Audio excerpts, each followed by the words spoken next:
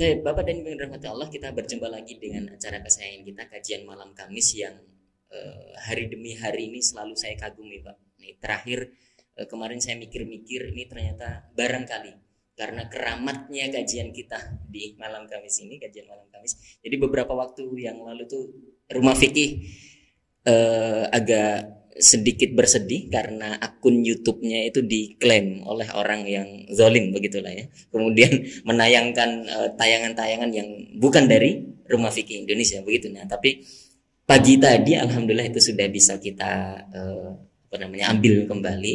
Nah, mungkin karena takut dengan kajian malam Kamis gitu. Takut kualat dengan kajian malam Kamis. Tapi Bapak dan Ibu yang dirahmati Allah, KMK pada malam hari ini akan mengangkat sebuah judul yang menarik, yaitu tradisi Arab dan hukum Islam. Tradisi Arab dan hukum Islam atau hukum syariat. Sudah ada dua narasumber kita, guru-guru kita yang mulia yang akan kita regu ilmunya. Yang pertama adalah Ustadz Ahmad Sarwat. Assalamualaikum Ustadz. Iya, waalaikumsalam warahmatullahi wabarakatuh. Kabar baik Ustadz? Alhamdulillah kabar baik. Tapi kabar duka juga sih.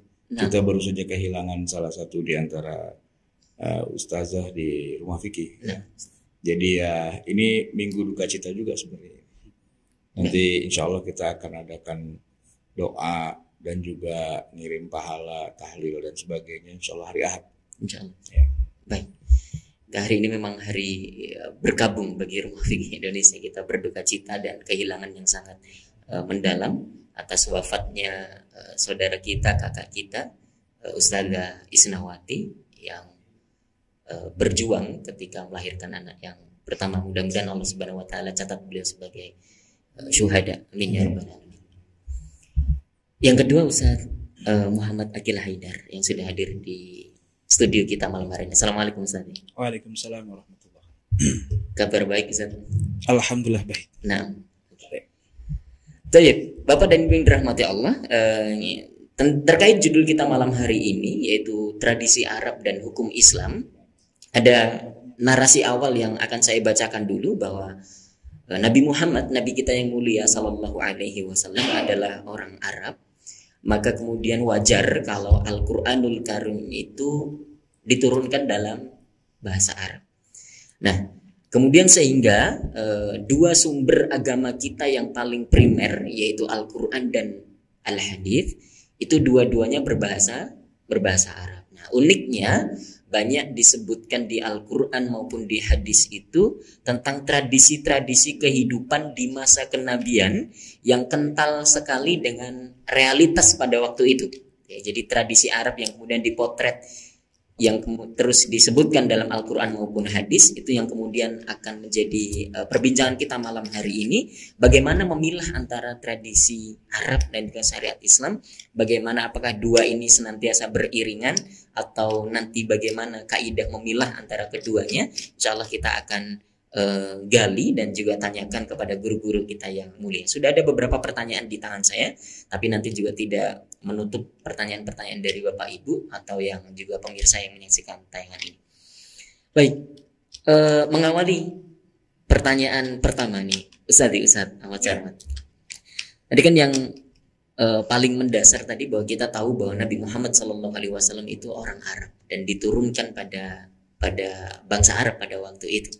Nah, maka pertanyaannya apakah agama Islam ini memang diperuntukkan untuk orang-orang Arab saja, ya, sedangkan bangsa-bangsa yang non Arab itu ya ngikut saja atau ngekor saja, menjadi nomor dua saja, menjadi penumpang tambahan saja, utamanya ya bangsa Arab karena memang Nabi Al-Quran diutus untuk bangsa itu. Begitu Ustaz. Iya, jadi ini pertanyaan cukup menggelitik juga ya.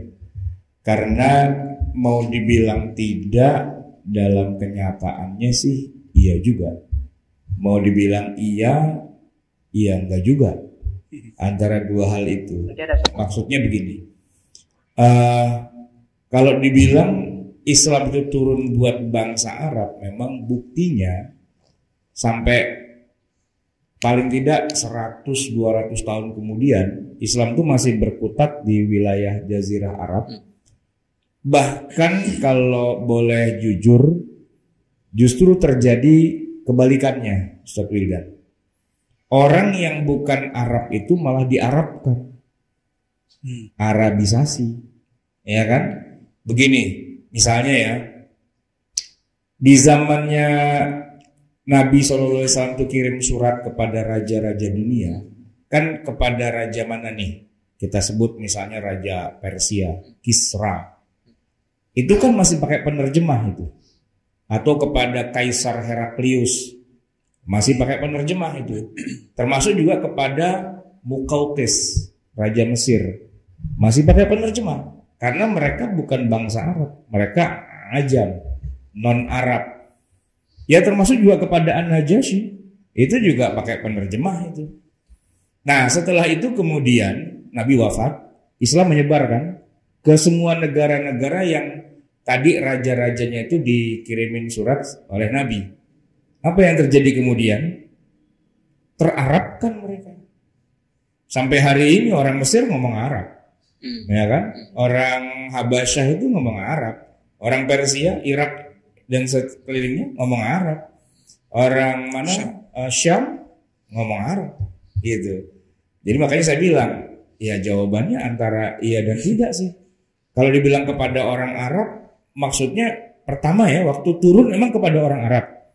Terus memang juga kepada umat manusia, tapi umat manusianya diarabin. Terjadi arabisasi. Gitu, terarabkan. Itu saya kira masih menjadi apa namanya pelajaran sejarah tadi, konstruksi awalnya, tapi saya kira belum menjawab pertanyaan saya tadi Ustaz. Terkait secara umum bahwa apakah agama Islam ini memang diperuntukkan untuk orang-orang Arab saja, atau kemudian memang seluruhnya, atau memang ada peringkatnya. Jadi memang paling mulia itu orang Arab, kemudian baru bangsa non-Arab dan seterusnya. Mungkin pertanyaannya kalau kita kaitkan dengan agama atau para nabi dan rasul terdahulu, memang di situ bedanya. Kalau Islam kan agama yang dibawa Nabi Muhammad ya, risalah terakhir kan untuk seluruh manusia, bukan hanya untuk satu kaum tertentu. Kalau Nabi Musa kan kepada kaumnya Nabi Musa doang. Kalau Nabi Musa disuruh ke Fir'aun, itu bonus itu. Maksudnya nggak kepada rakyatnya Firaun, idhab ila fir'auna gitu doang, nggak wa sya'bihi atau wa qaumihi, itu enggak. Jadi Nabi Musa tuh tugasnya ngurusin Bani Israel aja. Setiap nabi dan rasul hanya ngurusin kaumnya saja, tidak kaum-kaum yang lain, gitu kan? Kecuali Nabi Muhammad SAW itu ya lin nasi kafah lah gitu kan. Tapi itu teorinya. Dalam prakteknya, ya kan? Ya Nabi nggak pernah keluar dari negeri Arab loh, ya kan? Kalaupun Nabi berdakwah kepada non Arab, ya pakai surat itu pun diterjemahkan, gitu kan? Dan akhirnya ketika Islam sampai ke negeri itu terarabkan, gitu. Makanya saya masih tetap ngeyel mengatakan bahwa, iya gimana ya? Iya Arab juga ujung-ujungnya, karena ada proses Arabisasi itu, terarabkan, gitu. Itu masalahnya. Kalau kayak teori dasarnya sih untuk seluruh umat manusia, gitu kan. Tapi gimana coba? Sekarang begini, orang masuk Islam nih ya, non Muslim, non Arab ya, masuk Islam. Terus dia kan wajib sholat. Emang sholatnya pakai bahasa Indonesia? Pakai bahasa Arab. Terus dia baca Quran. Emang pakai bahasa Indonesia? Kan baca Quran Arab. Enggak sah kalau sholat pakai bahasa Indonesia, dan enggak aci kalau kita baca Quran. Alhamdulillah udah hatam nih 30 juz. Cakep dong. Enggak cuma baca terjemahnya doang. Ya kan nggak bisa juga. Kagak ketemu. Artinya kan tetap harus ada Arab-Arabnya juga, gitu kan. Tapi maksudnya Arab dalam arti bahasa, ya kan. Bukan darah, gitu. Bukan darahnya. Terarabkan. Nah di situ jadi ada semacam kayak dualisme. Kejawab nggak kira-kira? Oke, Ustaz. Mulai sedikit-sedikit. Iya, mulai sedikit. Oke.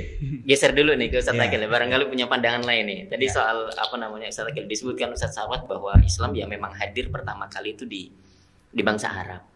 Kemudian didakwahkan dengan bahasa Arab, dan bahkan mengarabisasi daerah-daerah yang kemudian didakwahi itu kan gitu. Nah, pertanyaan hampir sama. Apakah kemudian itu menunjukkan bangsa Arab itu memiliki kedudukan yang lebih tinggi, lebih mulia daripada bangsa non-Arab lainnya, walaupun sama-sama Muslim misalnya? Silakan. Tentu kalau kita ngomongin dari sisi syariat, dari sisi Islam gitu ya. Cek. Oke. Kalau pandangannya Islam, kalau yang menjadi tolok ukur adalah agama Islam, tentu kita tahu ayat inna akramakum indallahi atqakum. Yang paling mulia ya yang paling bertakwa. Di situ tidak disebut Arab atau tidak. Bahkan kita tahu ada Salman Al-Farisi, namanya sudah Faris. Ya, dia pasti orang Persia begitu ya. Dan kita tahu juga tabi'in yang paling mulia itu adalah siapa tuh namanya? Yang dari Yaman. Itu kan kalaupun Arab juga bukan Arab yang daerah Nabi begitu. Uwais Al-Qarni. Uwais Al-Qarni adalah tabi'in yang paling mulia gitu. Tapi juga bukan dari daerah yang di sana. Maka orang yang paling mulia di sisi Islam adalah orang yang paling bertakwa. Tetapi kalau dari pribadi, dari sudut pandang yang subjektif manusia, biasanya orang Jawa ngaku yang paling mulia ya orang Jawa. Orang Sunda ya ngaku paling mulia orang Sunda. Sebagaimana juga pastinya orang Arab ya merasa lebih mulia dibanding yang lainnya. Sebagai bukti biasanya orang Arab nggak mau nikah kecuali sama Arab. Orang Jawa juga kayaknya lebih memilih orang Jawa gitu ya. Bukan orang Batak. Sedikit Aceh. Sedikit aja. Aceh. Sama lihat mungkin dengan Betawi juga gitu kali Ustaz ya. Jadi menikah itu ya Kalau bapak saya kawin orang Jawa. pengecualian. Kan masalahnya udah sampai Mesir. Kalau tetap di Betawi saja saya kira nggak akan jauh-jauh kan gitu ya. Biar warisan nggak kemana-mana. Iya. Ustaz Jarkasi kuliahnya karena cuma sampai Libya, makanya dapatnya Betawi. Coba kalau sampai Mesir lain mungkin. Bisa jadi. Jadi, saya juga udah karena sampai Betawi, makanya nikahnya nggak harus sama Jawa karena sudah meninggalkan Jawanya kan gitu. Mungkin Di Jawa udah nggak diterima. oh gitu ya Udah kehilangan Jawanya. udah nggak ada Jawanya sama sekali. Nah itu. Jadi orang Arab tidak kemudian lebih mulia daripada yang non-Arab dari sisi orangnya. Tetapi bukan berarti bahasanya tidak lebih mulia dibandingkan bahasa lainnya. Bahasa Arab jauh lebih mulia dibandingkan bahasa selain Arab. Kalau itu iya ya. Jadi orang Arab tidak lebih mulia daripada orang non-Arab, tetapi bahasa Arab lebih afdol, lebih utama, lebih baik dibandingkan bahasa non-Arab. Maka dari itu kenapa Allah Subhanahu wa taala memilih bahasa Arab sebagai bahasa Al-Qur'an, bahasa nabinya dan seterusnya, ya karena memang dikatakan bahasa Arab yang paling afdol gitu ya. Makanya kalau tadi Ustaz Sarwat bilang penyebaran Islam itu otomatis mengarabisasi, itu kan dari sisi bahasanya saja Ustaz. Tapi kalau dari sisi darah kan ya enggak juga, enggak saling kawin-kawin dengan yang Arab. Ada, ya tetapi yang negro ya tetap negro, yang Indonesia ya tetap Indonesia juga. Artinya tidak semuanya. Tapi kalau bahasa kayak masif banget. Kayak semua yang mau kawin sama orang Arab ataupun tidak, semuanya berbahasa Arab.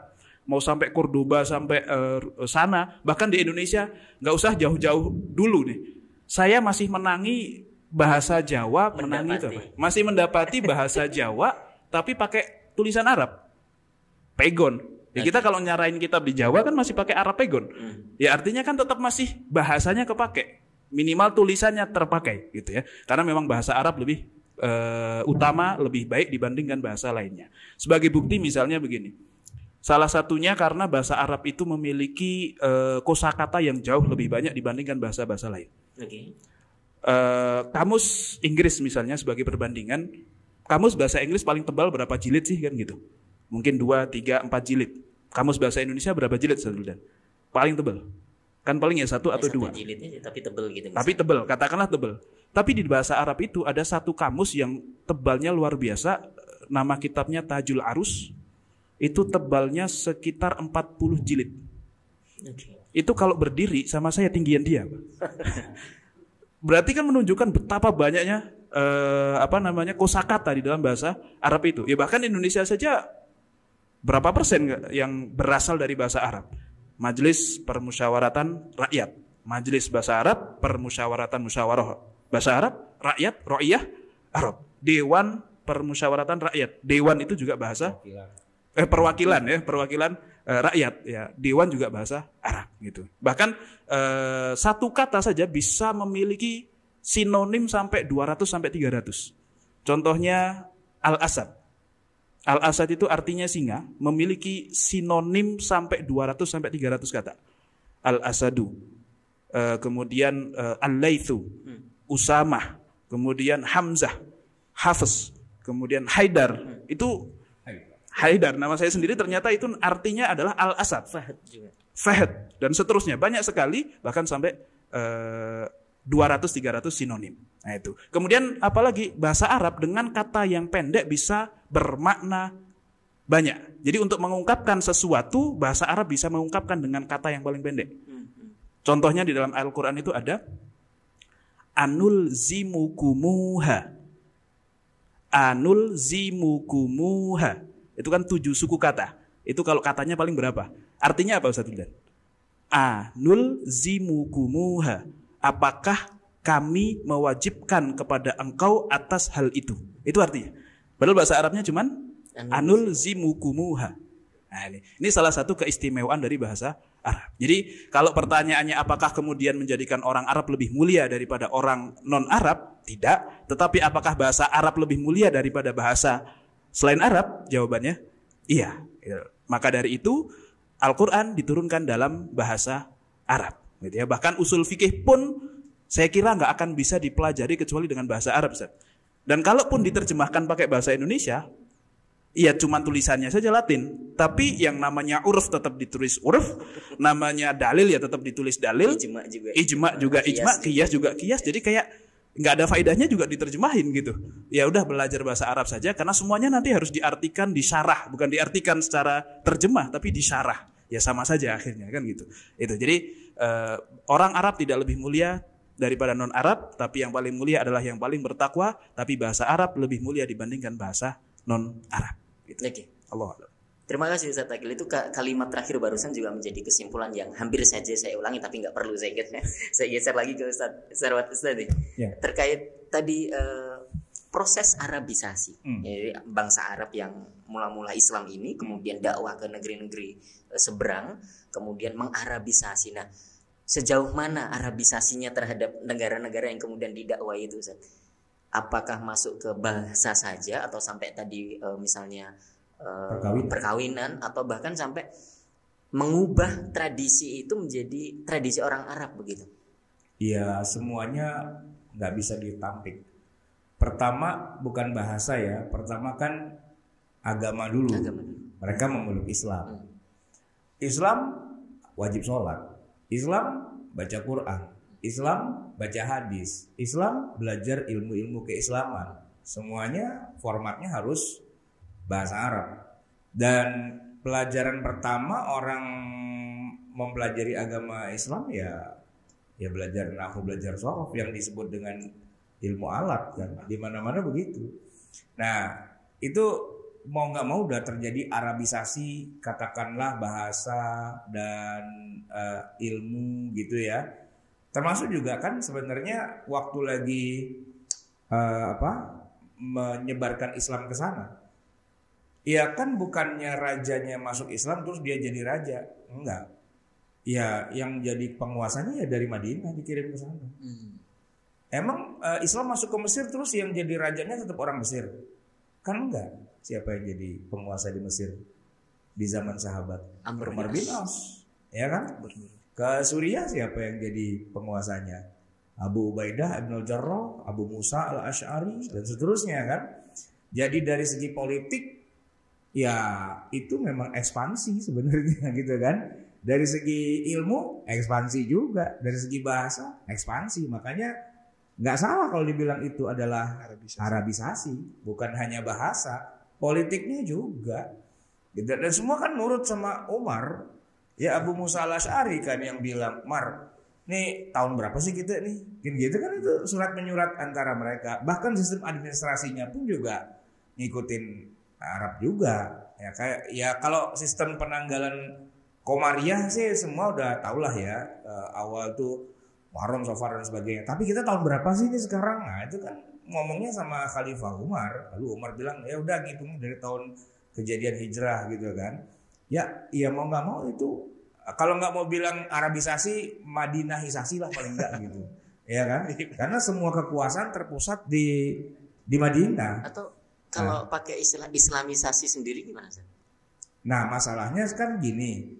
Ya boleh Islamisasi. Tapi Islam yang Arab kan, gitu loh, ya kan?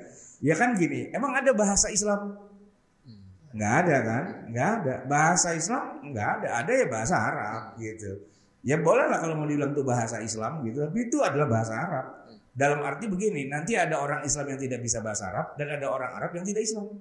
Kan itu irisan gitu kan. Walaupun mungkin irisannya nggak terlalu banyak sih ya. Tapi tetap kita akan membedakan antara Arab dengan Islam. Makanya nggak salah sih kalau ada orang bilang tuh Arabisasi, karena memang faktanya memang ada Arab. Wali Songo menyebarkan agama Islam di Indonesia. Arab mereka itu, ya kan Arab. Kawin sama anak-anaknya raja di sini. Ya kan? Ya tentu bukan dengan perang, ya dengan damai. Tapi kan terjadi proses. Setidak-tidaknya itu pengaruh budaya Arabnya ada dong. Pengaruh bahasa kan bagian dari budaya juga. Thaqafah juga gitu kan. Maka agak sulit kalau kita ingin memisahkan begitu antara Islam dengan Arab, dan bahkan upaya untuk memisahkannya pun bermasalah. Tadi kata Ustadz Akil, nggak mungkin lah belajar usul fikih nggak pakai bahasa Arab ya. Mungkin, cuman puyeng. Istri saya tuh kuliah di Pakistan. Dia belajar usul fikih pakai bahasa Inggris. Cari gitu. masalah. Cari masalah namanya. Iya, cari masalah. Cari masalah pastinya. Nah, ada sekian ribu istilah dalam bahasa Arab yang dia coba terjemahkan ke dalam bahasa Inggris. Dan kita puyeng gitu loh. Iya kan? Kias. Ayo bahasa Inggrisnya apa? Kan puyeng. Ijma apa? Ini baru ngomongin begitu ya. Nggak usah jauh-jauh, sholat aja kita pelajari itu dalam bahasa Inggris. Jadi praying, bedanya apa dengan doa? Praying juga nggak bisa. Tetap harus kita ngomong Arab lah ya kan, untuk bisa nyampe gitu ke intinya. Karena nggak akan bisa mempelajari ilmu-ilmu keislaman kalau nggak pakai bahasa Arab kan begitu. Makanya Islam tuh jadi agak remeng-remeng gitu ya. Jadi agak kurang jelas, agak kurang presisi ya, karena nggak pakai kitab berbahasa Arab. Belajarnya diterjemahin ke bahasa lain jadi nggak nyambung. Saya yang ngalamin Ustaz Wildan 2 generasi itu. Dulu saya MI, Madrasah Ibtidaiyah, di kelas 1 sampai kelas 4, kelas 5 tuh belajarnya pakai buku-buku berbahasa Arab kayak gini. Oke, setelah itu ada SKB 3 menteri, ya kan, menyamakan MI dengan SD, gitu ya. Nanti kita terusin ya. Ini baterai udah habis nih kayaknya. Kita lanjutkan setelah kita mendengar dan menyimak azan Isya untuk wilayah DKI Jakarta.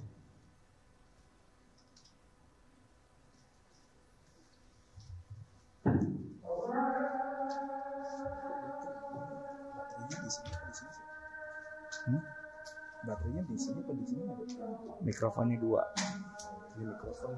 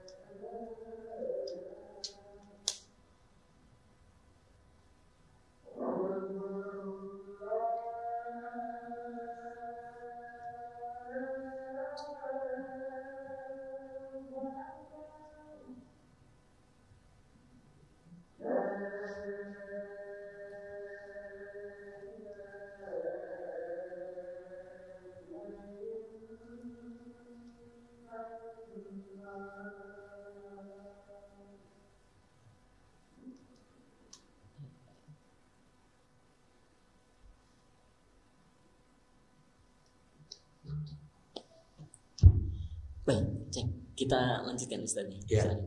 Sampai mana tadi ya? Cerita Ustaz, jadi belajar di waktu SD itu dengan kitab-kitab Arab. Iya, jadi pemahaman kita terhadap ilmu-ilmu keislaman itu langsung anjlok.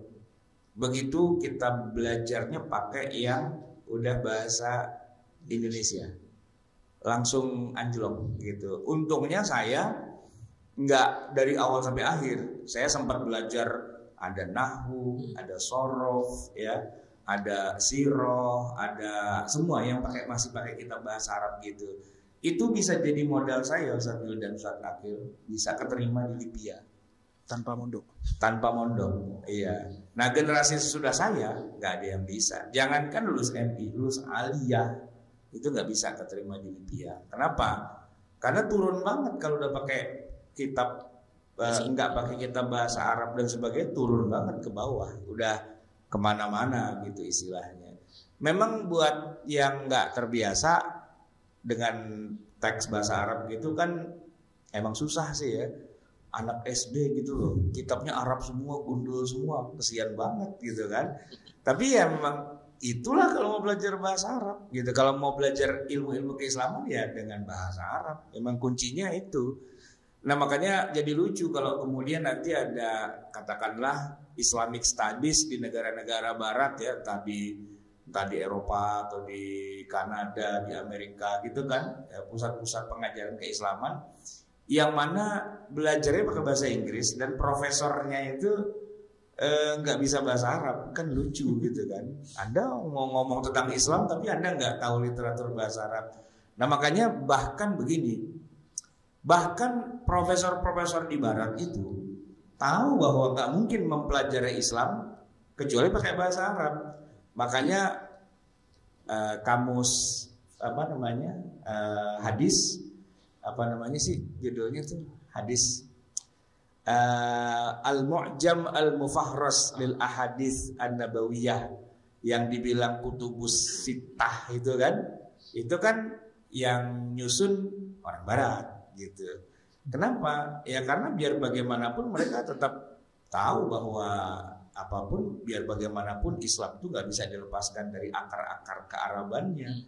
Ya, jadi orang Barat bikin kamus hadis gitu kan, termasuk Lisanul Arab ya kan, termasuk Munjid gitu ya. Nah itu kan ya mau nggak mau memang harus bahasa Islam itu adalah bahasa Arab sebenarnya, nggak bisa dikeletek gitu, nggak bisa dilepaskan gitu. Jadi benar ya kesimpulannya bahwa Islam dan Arab itu menyatu minimal dari sisi bahasanya gitu kan. Nah apakah dari sisi ras itu juga menyatu?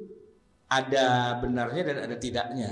Karena yang menyebarkan Islam ke berbagai negeri Islam juga orang Arab. Terjadilah asimilasi, perkawinan, segala macam gitu kan. Makanya di berbagai negeri Islam tetap keturunan habaib, keturunan Arab tetap di mana-mana ada. Iya, tetap istilahnya jadi sumber agama Islam juga pada akhirnya, ya kan? Itu nggak bisa dilepaskan kan? Oke. Baik Ustaz. Sebegitu lekatnya tadi ya Arabisasi itu termasuk dalam bahasa, kemudian pernikahan juga, kemudian menjadi tradisi yang mewarnai di tempat itu, termasuk bahkan sampai politik karena tadi pemimpinnya itu juga dari ya kan gubernur DKI kan orang Arab. Baswedan emang bukan Arab, ya kan? Iya nggak? Murni Arab itu. Arab. Iya. Haidar Arab juga, walaupun namanya doang. Nama doang. Nah, Ustaz, balik lagi ke poin itu Ustaz. Jadi begitu kentalnya tradisi Arab tuh dengan keislaman. Hari ini orang hampir-hampir mengenal Islam tuh ya memang dari Arab atau dari orang-orang Arab. Nah, sebegitu melekatnya dua poin itu antara Arab dan Islam. Pertanyaannya Ustaz, apakah memang nggak bisa dipisahkan atau memang kita perlu memisahkan karena tidak semua yang dari Arab itu sama dengan Islam, atau memang kita nutup mata saja pokoknya kalau dari Arab ya ini otomatis Islam begitu? Bagaimana membedakan hal ini Ustaz? Ya tadi kan kita sudah bisa pisahkan dari awal ya. Islam sama Arab nggak bisa dipisah ketika bicara tentang bahasa. Yang kedua tentang ilmu. Itu nggak bisa dipisah. itu udah ya udah mendarah dan mendaging lah begitu kan. Tapi kalau dari sisi ras, nah itu kan ya dalam kenyataannya 50-50 lah gitu. Maksud saya begini, ya karena yang menyebarkan dakwah Islam ke berbagai negeri yang lain itu juga orang Arab, ya mau nggak mau ya migrasi orang Arab ke berbagai belahan dunia itu pasti ada. Keturunan Arab tuh di mana-mana pasti ada, dan biasanya mereka yang menjadi agent gitu ya. Nah, tetapi bahwa Islam itu kemudian dipeluk oleh berbagai ras manusia di seluruh dunia, lalu kemudian mereka juga pada belajar bahasa Arab dan bahkan mendalami ilmu-ilmu keislaman melebihi dari keturunan Arab. Itu satu hal yang patut dicatat. Dalam arti begini, ya tadi si Bawahi kan bukan orang Arab, tapi orang Arab belajar nahwu itu kepada orang yang bukan Arab, ya kan? Al-Imam Abu Hanifah rahimahullah, ya kan? Itu kan bin Nu'man bin Zuwato, ya kan? Bukan orang Arab itu, Persia, gitu. Tapi orang-orang Arab, termasuk Al-Imam Asy-Syafi'i, ya kan? Pada belajar ke sana. Bahkan nggak belajar sama Abu Hanifahnya, belajar sama muridnya, Abu Yusuf, Muhammad dan sebagainya, gitu kan? Artinya bahwa ada non-Arab yang kemudian bisa menguasai bahasa Arab, itu satu hal yang menarik untuk dicatat. Bahkan mengungguli orang Arabnya, gitu kan? Kemudian bisa menguasai ilmu-ilmu keislaman, mengungguli orang Arabnya, dan fenomena itu sampai sekarang masih terjadi. Lisanul Arab atau katakanlah munjid lah yang gampang. Itu yang bikin orang Kristen, ya kan? Bukan orang Arab lah pastinya. Kamus munjid yang dipakai di pesantren-pesantren kita itu, di Gontor di mana itu, yang bikin bukan orang Arab gitu. Jadi Arab iya, tapi bahwa dia bisa dikalahkan dalam bahasa dan ilmu, itu catatan menarik gitu, Wildan, gitu kan. Syekh Yasin Al-Fadari di Mekah itu yang ngaji pada beliau orang Arab, orang Mekah, orang Quraisy. Nah itu kan ini satu hal yang jadi istilahnya tadi saya di awal agak kencang mengatakan bahwa Islam nggak bisa dipisahkan dari Arab, tapi bahwa Islam itu bisa nggak hanya buat orang Arab, orang ajam pun bisa menguasai bahasa Arab lebih tinggi dari orang Arabnya. Loh, emang yang jago-jago nahu di Madinah emang siapa kalau bukan orang Indonesia? Orang Saudinya mah nahu dapat 5. Orang Saudi nahu dapat 5 loh. Kita pinter-pinter, ya kan? Orang Mekah itu kalau MTQ, kalau kontingen dari Indonesia mereka gemeter karena suaranya orang Indonesia cakep-cakep, juara melulu kalau MTQ internasional. Iya, yang cerita kan orang Arab sih ya. Pak Agil kan orang Arab ya kan? Arab Palembang. Orang Arab Palembang gitu ya. Menang mulu kita di mana-mana itu. Di Mekah itu kita menang. Orang Arab Saudinya aja bingung. Lu kagak bisa bahasa Arab, lu kenapa jadi menang gitu kan? Lebih banyak menguasai. Itu yang unik. Maka di situ saya ingin mengatakan bahwa oke, Islam dengan Arab nggak bisa dipisahkan. Tapi yang bukan Arab pun malah bisa menguasai Arabnya.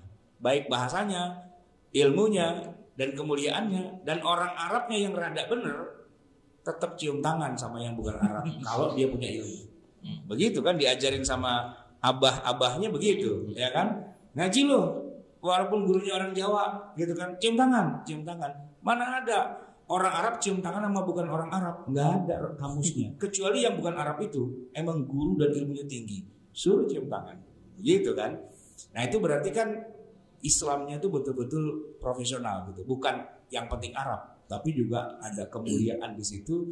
Malah orang yang bukan Arabnya malah lebih pintar daripada orang Arabnya. Masya Allah. Dan misalnya juga yang mudah Imam Bukhari juga dalam bidang hadis. Iya. Kita kalau belajar hadis nggak mungkin ngelewatin satu nama ini. Iyalah. Bukhari Muslim itu bukan orang Arab. Iya kan? Nah, jadi ulama-ulama besar kita tuh tadi itu kasusnya. Mereka bukan orang Arab, tapi mereka lebih pintar dari orang Arab dalam hal ilmu-ilmu keislaman, bahkan dalam hal sastra Arabnya juga, ya kan? Menarik Ustaz. Saya pindah ke Ustaz Akil nih Ustaz. Tadi saya garis bawahi dari Ustaz Sarwat bahwa kalau dalam hal bahasa dan ilmu gitu ya, dan juga agama, bahwa Arab itu tidak bisa dilepaskan dengan Islam gitu. Nah, kita juga pengen tahu nih Ustaz, kalau dalam hukum Islam itu sendiri misalnya ada nggak yang itu lahir dari tradisinya orang Arab gitu. Ini budaya orang Arab kemudian diamini dan diakomodir jadi bagian dari hukum Islam atau syariat Islam. Saking nggak bisa dipisahkannya tadi itu. Ada nggak buktinya itu? Silakan. Ya, kalau tadi dikatakan bahwa Islam dan bahasa Arab kayak sejalan begitu ya, maka memang bahasa itu bisa dikatakan minaddin kayaknya Ustaz. Bahasa Arab itu minaddin karena memang menjadi referensi yang utama juga di dalam memahami wahyu, dalam memahami hukum. Sebelum kita bicara hukum, ya bahasa Arab ngomong apa nih? Kesimpulan dalam bahasa secara bahasa seperti apa, kan gitu ya. Sebagaimana yang mungkin sudah pernah sering kita diskusikan juga, ketika Imam Syafi'i menafsiri kata roksun, membatasi kata roksun, wamsahu biruhusikum, roksun itu mana? Yaitu bahasa. Kembalinya kepada bahasa. Sehingga asalkan di batasan bahasa Arab mengatakan roksun itu segini katakanlah, ya seluruh yang di situ itu roksun. Maka ketika diusap bagian situ cukup. Ya, ada rambutnya, tidak ada rambutnya. Tetapi kalau di luar itu, mau itu berbentuk rambut, katakanlah rambutnya gondrong sampai sini, kok yang diusap yang sebelah sini, ya tidak sah. Kenapa? Karena secara bahasa bukan roksun. Bahasa apa? Bahasa Arab. Makanya bahasa Arab itu termasuk agama, walaupun ya bukan rukun. Artinya kalaupun orang nggak bisa bahasa Arab ya tetap bisa masuk Islam juga gitu artinya. Tapi nggak bisa jadi mujtahid kalau nggak menguasai bahasa Arab. Itu udah pasti.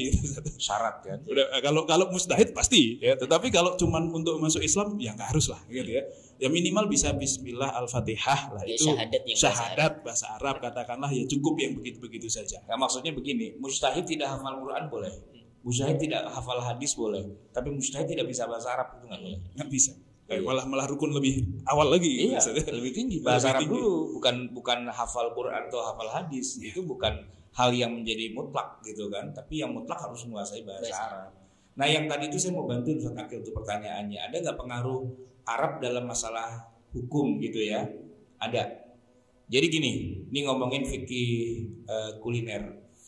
Di antara makanan-makanan yang diharamkan, itu kan Allah sebutkan di dalam Al-Quran, wa yuharrimu alaikumul khaba'ith. Apa sih artinya khaba'ith? Sesuatu yang jijik, yang kotor dan sebagainya. Dan dalam hal ini para ulama khususnya Imam Syafi'i mengatakan mastakhbathahul Arab. Gitu lah. Kalau orang Arab menganggap itu jijik berarti haram. Kalau orang Arab tidak bilang jijik, ya berarti tidak mustakhbath. Wah, itu pengaruhnya Arab banget loh itu. Ya kan? Mastakhbathahul Arab. Kenapa harus orang Arab yang bilang jijik? Karena Allah bicaranya sama orang Arab, bukan bicara sama orang aja. Gitu. Itu pengaruhnya kuat banget loh, ya kan? Ukuran kacamata Arab itu masuk dalam kajian hukum gitu. Ya kan? Ada lagi nggak contoh yang lain? Ya, itu kalau ibaratnya makanan gitu ya. Ada lagi budaya lain mungkin kayak akikoh. Nah, akikoh itu aslinya bukan ibaratnya Islam datang dengan membawa akikah, tidak. Tapi akikah sudah ada sebelum Islam itu datang. Di dalam sebuah hadis riwayat Abu Dawud itu dikatakan bahwasanya dulu, ini kata sahabat siapa ya namanya ya, Buraidah itu mengatakan dulu kami ketika lahir anak, jika ada salah satu di antara kita yang melahirkan anak laki-laki, maka kami sembelihkan kambing, kemudian kita ambil darahnya, dan darahnya itu ditaruh di kepala si anak. Nah, itu Arab ya? Itu Arab, jahiliyah, sebelum Islam. Tetapi begitu ja'al Islam, maka kami tetap menyembelihkan kambing dan mencukur kepala bayi, kemudian kita taruh yang tadinya dengan darah diganti dengan za'faron. Makanya kalau di Indonesia biasanya pakai air mawar. Ada yang juga air kelapa kalau nggak salah. Nggak tahu kok bisa air kelapa gitu ya.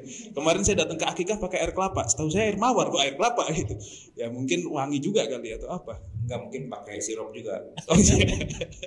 Kelapa pakai sirup. Itu yang pertama. Jadi ada juga budaya Arab yang kemudian diserap oleh Islam, diamini oleh Islam sehingga menjadi syariat dan hukum Islam juga. Akhirnya Rasulullah SAW, kullu mauludin murtahanun bi aqiqatihi, kan gitu ya, bersabda bahwa setiap yang lahir itu tergadaikan dengan akikahnya. Kalau belum disembelihkan akikah maka masih tergadaikan, belum tertebus. Kalau sudah disembelihkan maka sudah tertebus. Nah, kurang lebih seperti itu. Itu yang pertama, contoh yang pertama. Yang kedua, berarti sekarang contoh yang ketiga. Yang contoh yang ketiga adalah diat. Lihat, diat itu adalah bukan diat. Diat itu denda ketika kita membunuh orang lain tanpa ada alasan yang syar'i. Tebusannya, ya, apakah itu qatlul amdi atau syibhul amdi atau qatlul khata', maka sangat memungkinkan di situ ada diat.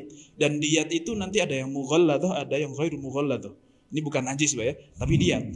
Hanya saja kita lebih sering ngaji masalah najis timbang masalah jinayah ini, ya. Ini memang jarang kita ngaji kok sampai bab jinayah, itu jarang. Biasanya sudah sampai mau bab zakat, mau bab sholat, mau bab haji, habis itu sudah Ramadan, habis lebaran toharoh lagi. Itu budaya kita. Tidak pernah sampai jinayah. Nah, diat dendanya ketika seorang kok dibunuh, misalnya seorang dibunuh dengan sengaja, memang tujuannya membunuh, qatlul amdi misalnya, maka hukuman pertama adalah kisos. Keluarganya berhak menuntut kisos orang yang membunuh. Tapi bisa jadi sang keluarga itu memaafkan, ya sudah, tidak usah kisos, tapi tolong tebus bayaran, tolong ganti dengan tebusan, denda saja. Apa dendanya? Yang pertama, dianya harus memerdekakan budak. Yang kedua, harus membayar 100 ekor unta. Nah, 100 ekor unta itu dari mana? Ternyata bukan dari Islam awalnya, tetapi dari Arab. Sebelum datang Islam, tebusan 100 ekor unta untuk satu nyawa itu sudah ada. Yaitu tepatnya di kisahnya Abdullah dan Abdul Muthalib. Siapa itu? Bapak dan ayah dan kakeknya Rasulullah sallallahu alaihi wasallam. Ya, jadi Abdul Muthalib punya anak 10. Dia bernadar kalau punya anak 10 laki-laki semuanya mau dikurbankan satu, mau disembelih satu. Nah, kemudian dikocok, dipilih secara acak begitu, yang ternyata keluar Abdullah. Itu sudah sempat Abdullah dibawa ke Mekah, di Ka'bah, mau disembelih, tetapi sama ya Abu Jahal, Abu Lahab dan seterusnya itu jangan yang dia.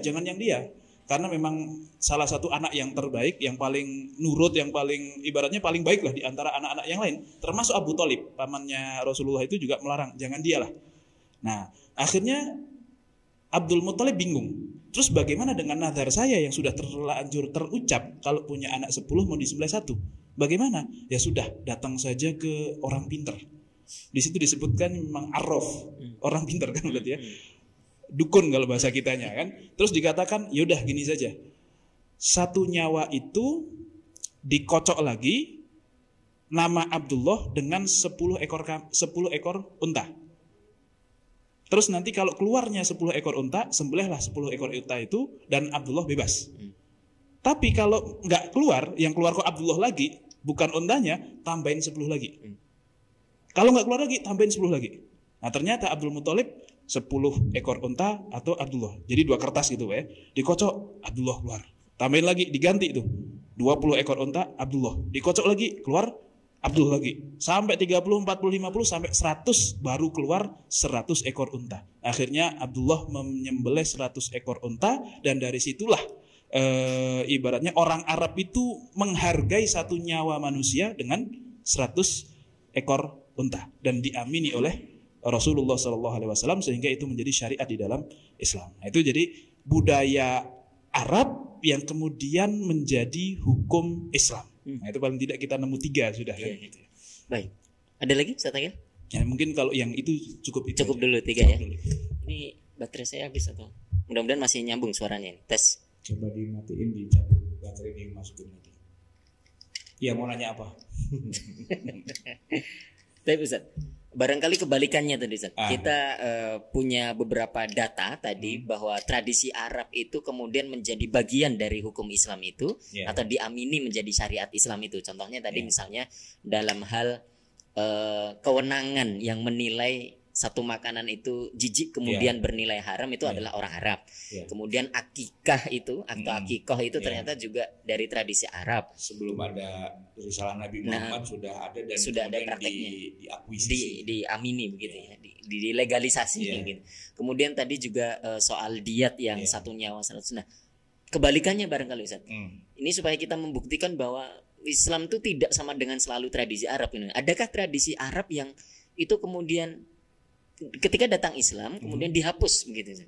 Yang dihapus. Kalau tadi kan yang dilegalisasi. Nah, sekarang dihapus begitu misalnya. Contohnya banyak. ya tradisi mereka kan diantaranya yang sudah jadi urufnya mereka wa'dul banat. Ya kan mereka malu kalau sampai punya bayi kok perempuan. Maka itu jadi tradisi kan, mereka itu dianggap sudah ya wajar lah kalau punya anak perempuan dikubur hidup-hidup itu sudah urf gitu loh. Tapi kan begitu ayat turun langsung ditanya wa idzal mau'udatu su'ilat bi ayyi dzambin qutilat dan seterusnya kan. Nah, itu budaya yang di Arabnya sudah nggak dihapus lah dari kamusnya orang-orang Arab, sudah nggak boleh. Ya kalau mau diterusin sih banyak tradisi menyembah berhala ya kan. Tradisi kemudian nyembelih kurban itu sudah ada ya Satakil ya. Tapi itu mau dibilang gimana ya? Kan itu juga warisan dari Nabi Ibrahim. Ya kan? Nabi Ibrahim itu banyak warisannya yang kemudian juga dihapus ya. Kalau kayak tadi misalnya haji tawaf itu kan nggak dihapus tapi diluruskan gitu kan. Tadinya bertepuk-tepuk bersiul-siul telanjang bulat ngelilingin Ka'bah dengan arah yang terbalik, lalu oleh Nabi dibenerin. Termasuk budaya orang Arab suka mindah-mindahin Ashhurul Hurum, bulan-bulan haram. Waktu-waktu yang nggak boleh perang itu kan ada beberapa bulan. Mereka suka majuin, mundurin semau-mau mereka gitu kan. Termasuk bulan haji itu kan sepanjang Nabi SAW itu belum haji, itu orang Mekah itu kerjaannya tuh ngotak-ngatik jadwal haji itu. Iya, kan haji itu kadang-kadang bulan Muharram, kadang-kadang bulan Syawal, kadang-kadang bulan Zulqa'dah, seenaknya dia aja gitu. Nah, justru ketika terakhir Nabi haji tahun ke-10, nah dikembalikan lagi seperti yang aslinya, yaitu ya udah haji itu Arafah tanggal 9 bulan Zulhijjah gitu ya. Jadi udah dikembalikan. Nah, satu yang tadi saya bilang itu adalah tahannus. Nabi itu kan bertapak di goa, sering dibilang kan menyepi di goa. Itu ngapain? Itu ibadah sebenarnya. Itu ibadahnya Nabi Ibrahim yang turun-temurun diwariskan lewat jalur kakeknya Nabi. Jadi itu Goa Hiro itu goanya Abdul Muthalib sebenarnya. Dan Abdul Muthalib itu emang ya beliau penganut Ibrahimiyah, ya kan? Dan disebut dengan tahannuf pakai fa, tapi juga dengan tahannuf pakai fa. Tahannuf itu berhanafi. Karena agamanya Nabi Ibrahim adalah millata Ibrahima Hanifa gitu. Nah, cuman itu dihapus. Terakhir tuh Nabi ya dapat wahyu Iqra 5 ayat. Setelah itu kan nggak pernah dengar lagi Nabi balik lagi ke Gua Hiro gitu. Ngapain? Mau nyari lagi wahyu yang kedua apa yang ketiga kan nggak ada. Sekali itu aja di Gua Hiro, karena setelah itu sudah nggak berlaku lagi. Bertahanuf atau bertahanuf di dalam Gua Hiro itu dihapus budaya-budaya semacam itu gitu. Masih banyak sih kalau kita mau cari gitu ya. Tapi kira-kira itulah jawabannya. Baik. Ada tambahan dari Satakil barangkali? Ya, cukup lah. Kalau yang untuk itu. Oke. Ini mudah-mudahan suara saya masuk nih. Tes. Iya. Menarik Ustaz. Kita tahu dari penjelasan barusan bahwa ternyata ya tradisi Arab dan hukum Islam itu punya irisannya sendiri-sendiri gitu ya.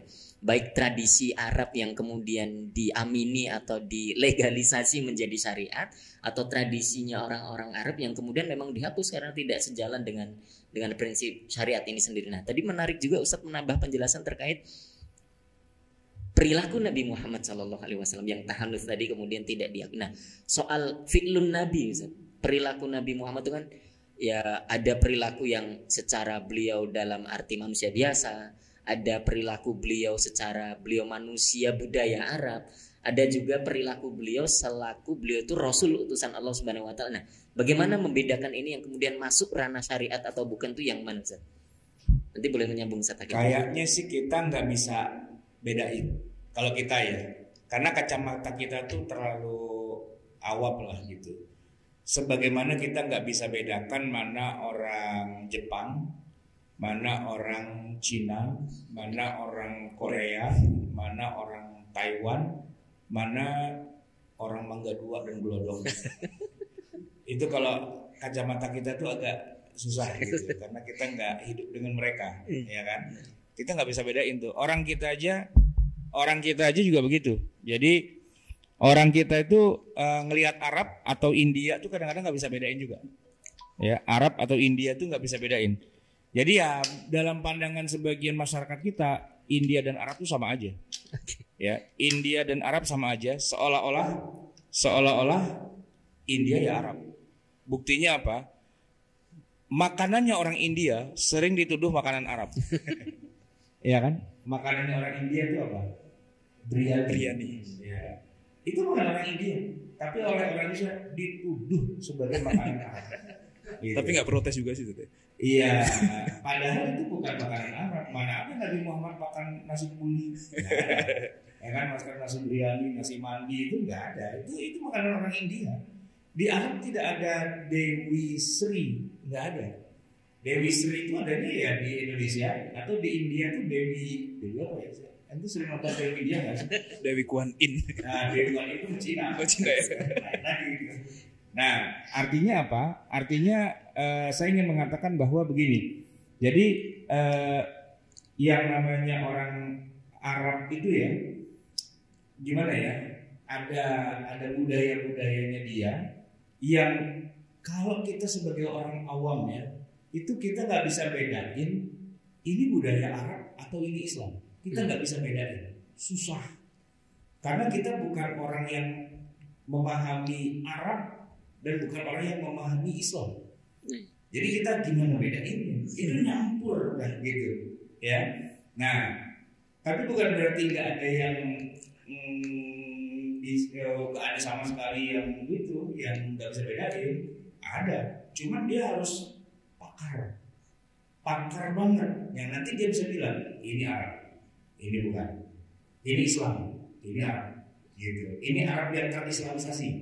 Jadi itu dia bisa pilah-pilah, yaitu para fuqaha, gitu. Para fuqaha itu, wah kalau udah fuqaha kita udah geleng-geleng lah, gitu ya. Samina watokna. Enggak, jadi maksud saya begini, fuqaha itu ya matanya tuh jeli banget, gitu loh, untuk memilah, gitu loh. Jadi gini ya, kita kan kalau baca Quran sekakil, cari ayat tentang sholat.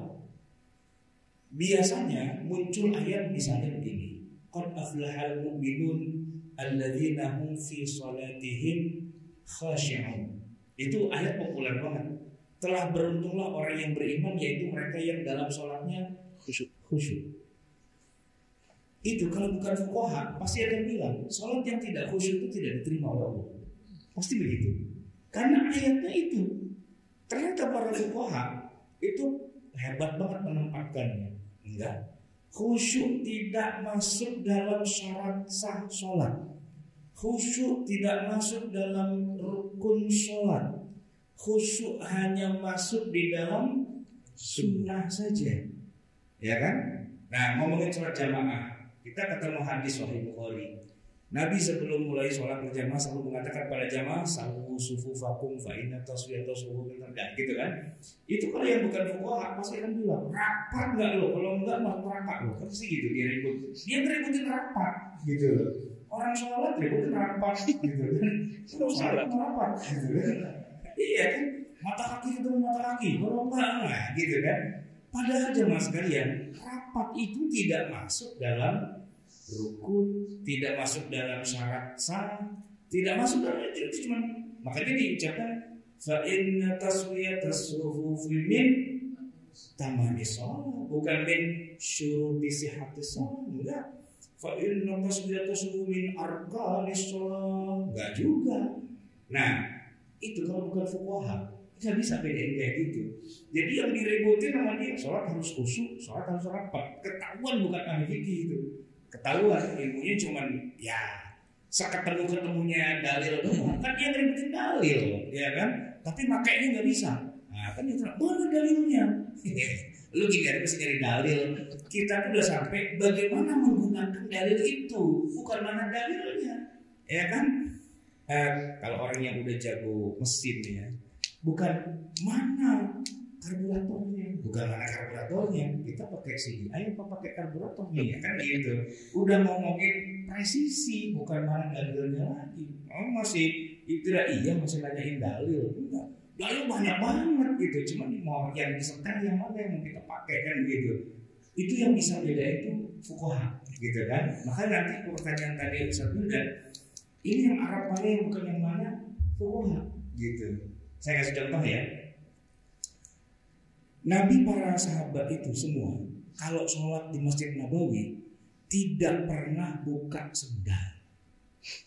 Tidak pernah buka sendal. Ya kan? Bahkan pernah suatu ketika Nabi lagi ngimamin sholat, Jibril datang bisikin ada najis di sendalnya, sama Nabi dilepas. Terus para sahabat semua di belakang ikut melepas, ya kan? Gitu. Artinya sendal itu menjadi unsur sangat penting dalam sholat, ya kan? Kan Nabi bilang, "Shallu kama ra'aitumuni usolli." Sholatlah kamu sebagaimana kamu lihat aku sholat. Kamu lihat aku sholat pakai sendal, pakai. Kamu lihat aku lagi sholat buka sendal, buka dong, ya enggak? Gitu. Tapi kesimpulannya apa? Para fuqaha, apakah sholat harus pakai sendal? Enggak. Ya, enggak ada dalam kita belajar ilmu persolatan, enggak, belum pernah tuh ada ulama ahli fikih ya, sholat harus pakai sendal sesuai dengan sunnah Nabi, enggak ada. Bahkan yang salafi itu juga nggak ngomong gitu juga. Padahal realnya itu Nabi pakai. Sampai Nabi bilang besok-besok kalau pada mau masuk masjid, lihat dulu sendalnya apakah ada najisnya apa enggak. Kalau ada najisnya keset-kesetin. Setelah itu dipakai, sholatnya dipakai sendalnya. Gitu kan, itu sangat sunnah banget gitu istilahnya kan. Tapi ternyata para ulama ahli fikih sama sekali nggak ngomongin urusan persendalan gitu di dalam sholat. Artinya kita sholat sendal kita taruh di luar, kita taruh di pelitipan sendal dan kita sholat kayak karpet, nggak ada yang ribut gitu. Kenapa kok bisa begitu sedalam itu dan sedetail itu? Ya kan mereka pakar fuqaha gitu. Nah makanya Nabi kan makannya roti. Kenapa kita nggak makan roti? Ya karena para fuqaha nggak mengharuskan kita makan roti. Begitu juga kurma. Kurma ini kita disuruh makan kurma. Dalam arti setiap hari disuruh makan kurma? Enggak. Ya paling-paling jatuh-jatuhnya buka puasa 3 butir dah buat beliin perut doang bisa gitu kan. Iya kan. Yang itu juga nggak sesuai dengan contoh dari Nabi. Nabi kan buka puasa pakai kurma. Begini ya, Nabi makan 3 butir atau Nabi makan 1 piring. Kalau cuma 3 butir terus sholat masih lapar kan? Masih lapar dong. Emang ada Nabi habis sholat terus makan nasi padang, nasi kebuli, nasi goreng gitu kan? Enggak. Ya Nabi berbuka puasa dengan kurma. Itu bukan cuma 3 butir om. Iya 1 piring lah biar kenyang. Makan 1 piring udah gitu sholat. Makanya disebut dengan takjil, ya kan? Jadi sholatnya dibelakangin, makannya dicepetin, ya kan? Ada takjil dan takjil, nah gitu kan? Kalau makanannya dicepetin kan takjil, gitu kan? Kalau sholatnya dimundurin takjil, gitu kan? Air dengan hamzah kan gitu. Di kita enggak. Di kita tuh kalau buka puasa bersama di masjid di mana kasih aja kurma 3 biji sama air 1 gelas, dan itu komat, gitu kan? Habis komat ngapain? Nasi padang. Apa? Sesi kedua. Iya, pakai itu beda. Enggak ada di zaman Nabi habis sholat terus makan, enggak ada. Yang sunnah itu habis makan pulang. Ya jamaah kita sudah selesai sholat, ya kita pulang nih masing-masing. Undang-undang buka puasa terus kurma 3 biji, macam berantem di panitia gitu. Nah kira-kira begitu. Jadi bagaimana membedakannya? Bukan kita yang bisa bedain, fuqaha gitu. Nanti fuqaha akan menetapkan, oh ini berpahala, oh ini mubah, oh ini wajib. Itu bedanya di situ sebenarnya. Kuncinya di situ. Oke, terima kasih Zat. Ada tambahan dari Ustaz Agil? Ya, mungkin kalau kita mau membandingkan antara tradisi Arab dengan hukum Islam, ini Arab yang mana dulu? Kalau kita ngomongin semua Arab, ya agak susah. Karena Arab itu kan ada yang baik, ada yang nggak baik. Ya ada Nabi Muhammad, ada Abu Bakar, Umar, Utsman, Ali, ada Abu Jahal, Abu Lahab dan seterusnya gitu ya. Ada Arab yang benar, ada Arab maklum, ada Arab panggilan dan seterusnya. Gitu. Jadi Arab banyak sekali. Maka mungkin kita kerucutkan kepada Nabi saja yang ibaratnya Arab yang menjadi sentral daripada Islam itu kan Nabi. Arabnya Nabi Muhammad SAW. Itu pun ketika kita berbicara Arabnya Nabi Muhammad SAW sebagai kudwah bagi kita, tadi betul bahwasanya kita bukan orang yang memiliki kapasitas membedakan mana yang syariah, mana yang bukan syariah dari perlakuan Nabi. Tetapi perlu digarisbawahi bahwa para ulama mengatakan tidak semua perbuatan Nabi adalah syariah. Ada yang memang syariah, ada yang bukan syariah. Maka nanti Syekh Wahbah Zuhaili rahimahullah itu membagi af'alun Nabi menjadi 3 hal. Yang pertama adalah af'al al-jibiliyah, perbuatan Rasulullah SAW sebagai manusia biasa. Seperti makannya, di situ disebutkan ya, seperti minumannya, seperti berdirinya dan seterusnya. Bahkan kalau kita ngomongin hadis atau sunnah sebagai sumber hukum daripada fikih, sebagai sumber daripada hukum Islam, itu hanya disebut sebagai masodara an Nabi Sallallahu Alaihi Wasallam, segala sesuatu yang bersumber dari Nabi Muhammad, ghairul Quran, selain Al-Quran, min af'alin wa aqwalin wa takririn, entah itu perbuatannya, entah itu perkataannya, entah itu persetujuannya, mimma yahusul ahkam syar'iyyah, hanya yang khusus masalah hukum saja. Berbeda dengan pengertian sunnah oleh ulama hadis. Mereka menambahkan wa sifatin khuluqiyah wa khalqiyah, termasuk yang disebut sunnah dalam standar atau istilahnya orang-orang ahli hadis, termasuk sifat Nabi yang secara akhlak, tutur kata, perbuatan dan seterusnya, ataupun juga secara fisik. Rambutnya segimana, tingginya seberapa, kulitnya warna apa, dadanya bidang atau tidak dan seterusnya, perutnya six pack atau bagaimana kan gitu ya. Ya bagaimana gitu ya, nggak harus disebut buncit kan gitu ya. Nah itu itu artinya kalau ngomongin sunnah dari sisi mustalah hadis, maka itu termasuk sunnah. Tetapi kalau ngomongin sunnah dari sisi usul fikih, maka itu tidak termasuk sunnah sebagai sumber hukum. Artinya tidak semua perbuatan Nabi itu kemudian menjadi sumber hukum. Ada perlakuan Nabi yang dia adalah hukum, ada perlakuan Nabi yang bukan hukum. Bahkan ada satu lagi, yaitu perlakuan Nabi atau perbuatan Nabi yang memang khusus untuk Nabi Muhammad SAW saja, bukan untuk kita.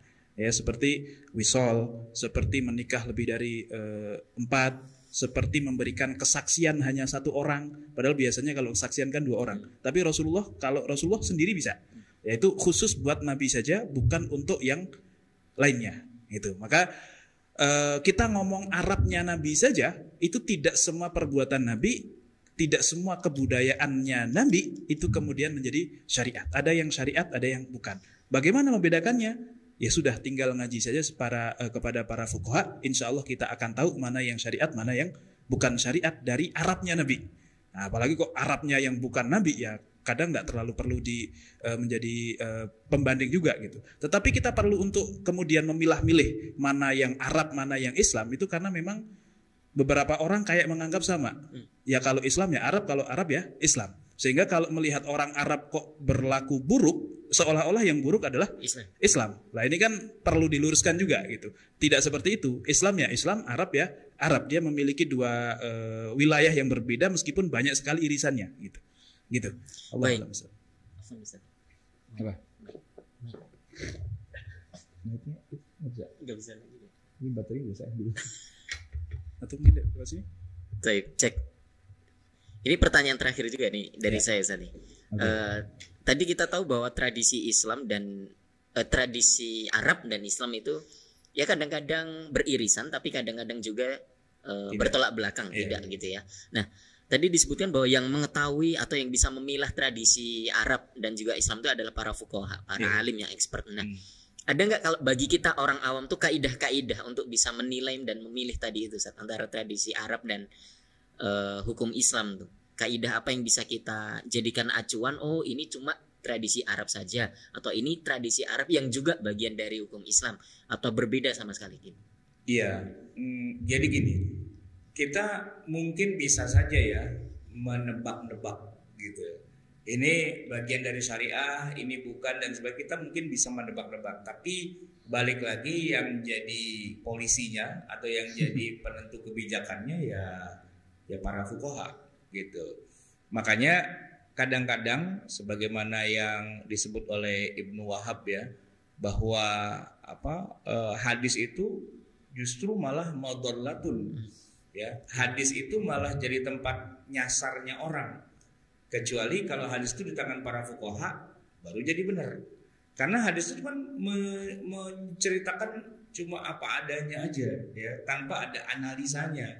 Ini masuk bagian syariah apa enggak? Kalau hadis mah cerita aja, cerita terus gitu. Nah, orang tuh banyak keblejoknya, kok blejok bahasa Indonesianya apa ya? Ketipunya itu di situ gitu kan.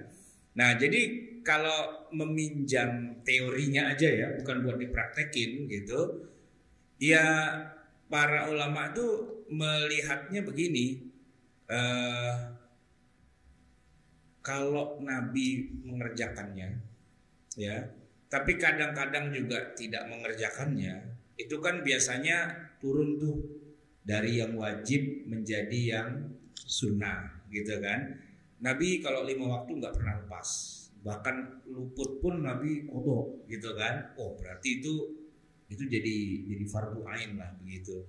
Nabi selalu mengerjakannya, mawadhaba alaihi Nabi SAW, tapi kadang-kadang Nabi nggak ngerjain juga. Oh, turun tuh jadi sunnah, gitu kan. Nah, kalau Nabi mengerjakan, tapi orang lain nggak mengerjakan dan biasa-biasa aja, oh berarti ini nggak berlaku nih buat orang lain, gitu kan.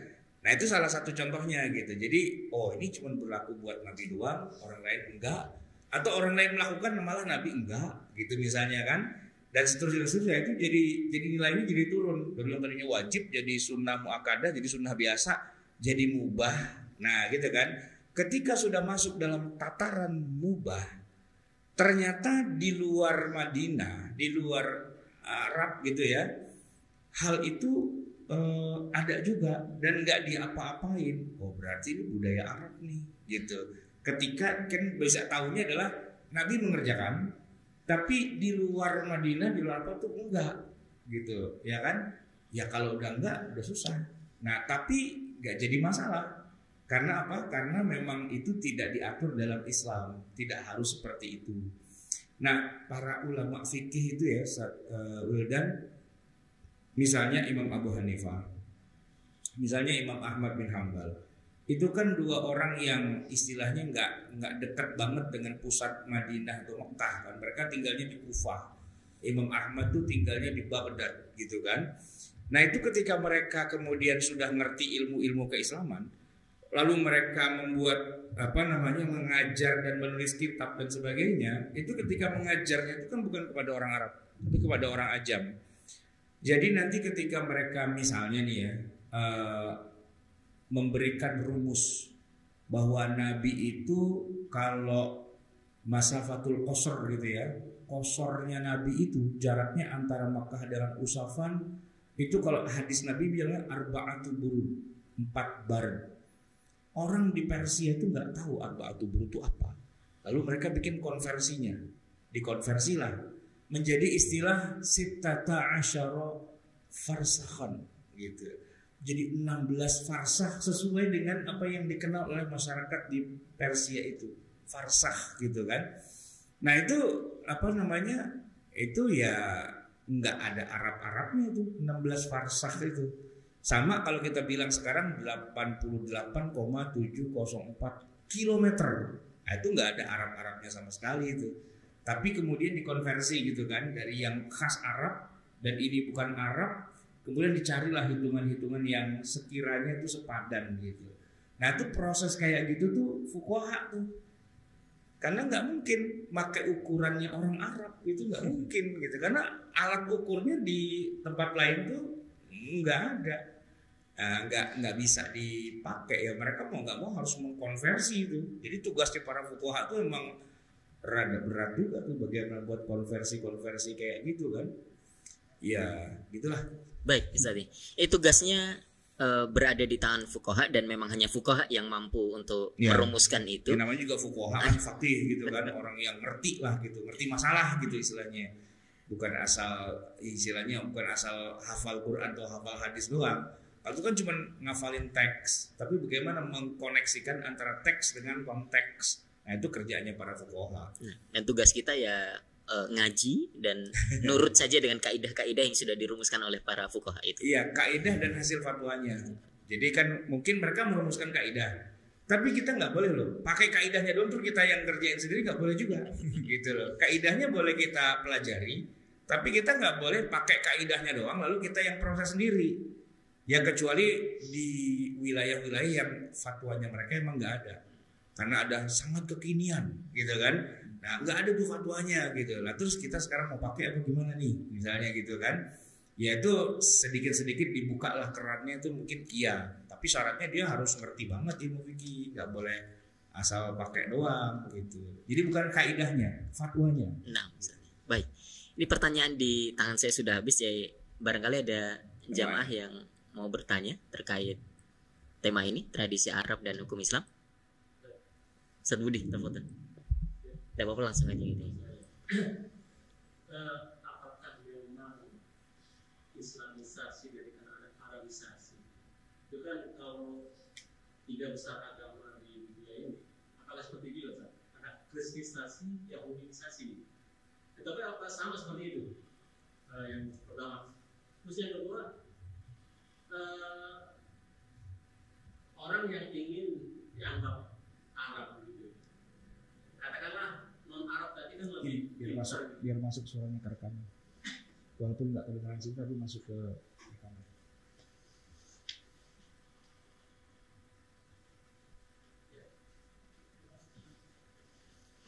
Yang kedua, nggak apa-apa, itu suaranya masuk ke YouTube-nya.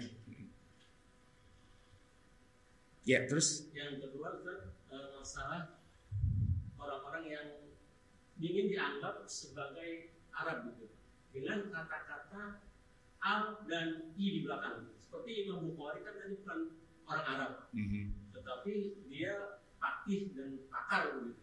Nah, dengan mengatakan al Bukhari, atau di Indonesia ada al Betawi, al Jawi, al Dukuri. Apakah ini memang ingin dianggap begitu sebagai orang-orang atau kearab-araban gitu? Itu aja. Dua. Iya. Yang pertama tadi, kalau yang Kristen apakah juga melakukan ya istilahnya kristenisasi gitu ya. Nah ini dia masalahnya.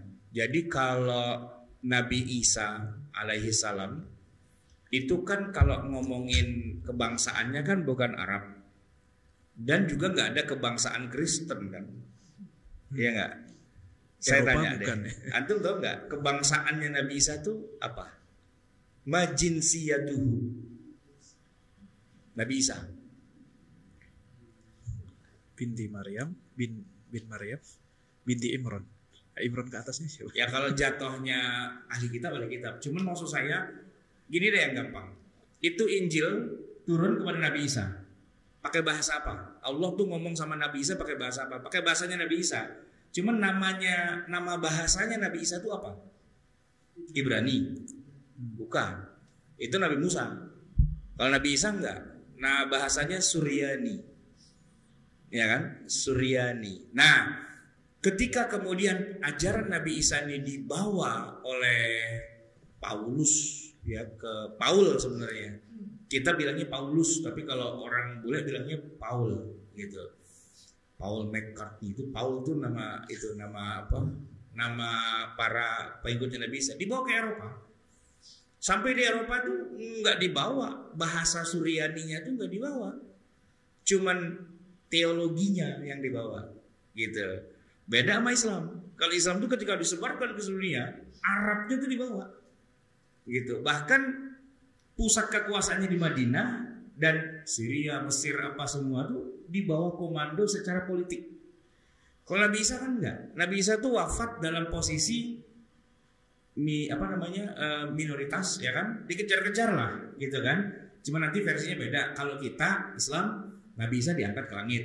Kalau mereka Nabi Isa disalib gitu kan. Tapi posisinya disalib gitu loh. Atau kalau kita mungkin diangkat, dalam arti dia tidak menang, dalam arti dia kalah gitu loh. Dan tidak punya kerajaan. Kalaupun dibilang kerajaan, kingdom of heaven, kerajaan di surga, bukan kerajaan di bumi gitu kan. Nah kalau Nabi Muhammad kerajaan di bumi, beliau itu wafat dan Islam kemudian menyebar ke seluruh dunia, bukan cuman agama Islamnya, tapi mereka bisa mengarabkan berbagai negeri itu, dan kemudian peradaban Arabnya jadi sampai sono. Nah kalau Nabi Isa enggak kayak gitu. Dia memang agama aslinya sih ya, harusnya ya, baik itu Kristen ataupun itu Yahudi, sebenarnya tidak untuk ekspansif, bukan linnasi jami'an tuh bukan, ya kan? Dari Allah tuh desainnya itu kan hanya untuk kaumnya saja. Cuman kalau yang Kristen memang menariknya adalah dibawa ke Eropa, ya kan? Dibawa ke Eropa, jadi agamanya orang Eropa, gitu. Tapi tidak bawa bahasanya, juga tidak bawa peradabannya, juga tidak bawa apa? Bawa filsafatnya, gitu. Bawa teologinya saja. Itu pun campur dengan Eropa, karena Eropa kan paganis, kan mereka politeis, Tuhannya banyak. Sementara Nabi Isa itu ajarannya kan monoteis. Nah itu yang unik tuh, kok bisa kawin gitu ya. Menarik banget kalau kita pelajari gitu ya. Tapi maksud saya jadi akhirnya begini, kalau pertanyaan tadi, apakah juga Kristen melakukan hal yang sama? Arabisasi? Enggak, karena Kristen tidak punya kearaban gitu, dan tidak juga terjadi Suryanisasi, itu enggak terjadi gitu. Tapi bahwa ajaran Nabi Isa dibawa ke Eropa, iya gitu. Tapi filsafatnya atau teologinya lah paling tidak, bukan bahasanya, bukan peradabannya, bukan politiknya, bukan yang lain-lainnya. Ya berarti nanti di sana dia akan mengalami proses ya sesuai dengan realitas lah, menyatu dengan apa yang ada. Nah, sedangkan kalau yang Yahudi itu benar ya, Ibrani, dan mereka sangat kuat, kental sekali syariatnya. Hanya saja sesuai dengan kodratnya, sesuai dengan desain dari Allah, semua agama samawi itu dia eksklusif, hanya untuk bangsanya dia saja. Ya, jadi kan kita tahu ya, waktu Nabi hijrah ke Madinah, kan di Madinah sudah ada orang Yahudi, ya kan? Apakah kemudian orang Madinah yang Arab itu pada masuk Yahudi? Enggak ada istilah orang masuk Yahudi, itu enggak ada. Nggak ada, karena Yahudi mengatakan bahwa agama kami itu hanya darah kami saja. Di luar darah kami lu nggak boleh masuk agama kita. Ini agama elit, lu bukan elit, lu orang kampung, mana nggak bisa, gitu. Nggak bisa orang itu pindah agama ke Yahudi. Dari awal Yahudi itu tidak ekspansif, dia eksklusif, gitu kan. Makanya walaupun dia sudah ada di Madinah jauh sebelum Nabi Muhammad datang, nggak ada orang Madinah yang diyahudiisasi, itu nggak ada. Jadi agama Yahudi tidak not for sale, nggak dijual, hanya untuk kalangan sendiri yang terbatas gitu, hanya untuk keturunan dia saja, dan mereka bangga dengan itu. Ya emang nggak punya filosofi semarin kemana-mana, nggak. Itu Nasrani iya, itu Islam iya, tapi Yahudi tidak.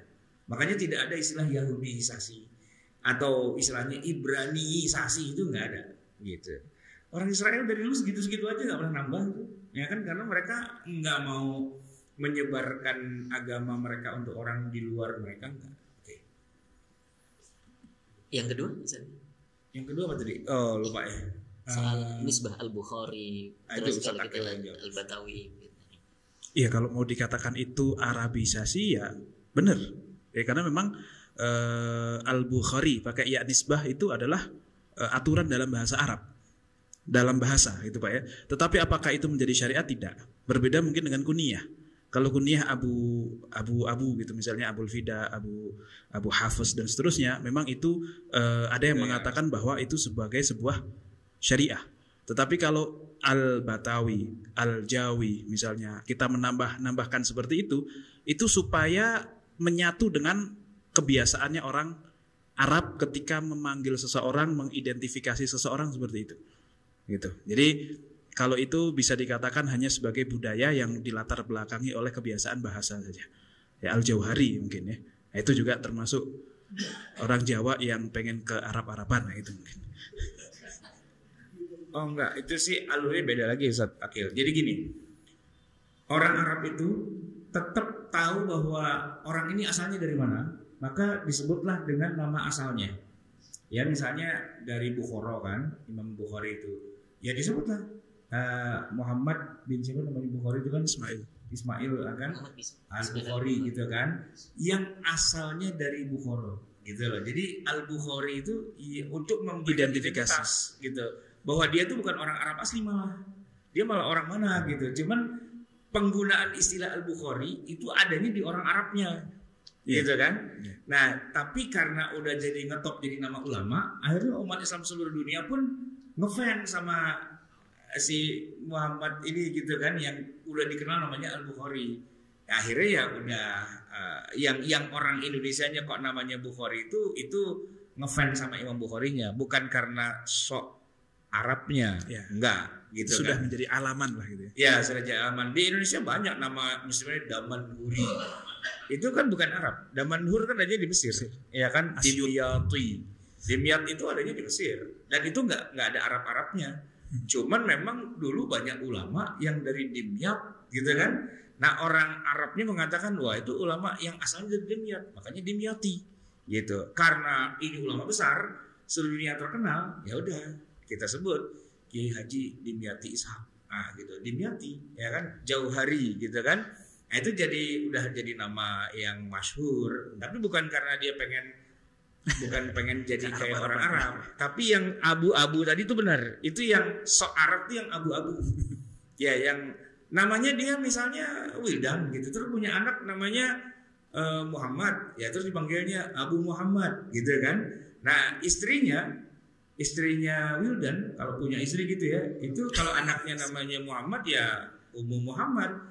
Nanti tuh suami istri manggil sesama mereka, ya Aba Muhammad, naam ya Ummu Muhammad, gitu kan. Itu emang gaya Arab gitu. Itu gaya Arab. Orang Indonesia nirunya nggak sampai segitu. Nirunya cuma Abi Umi doang gitu.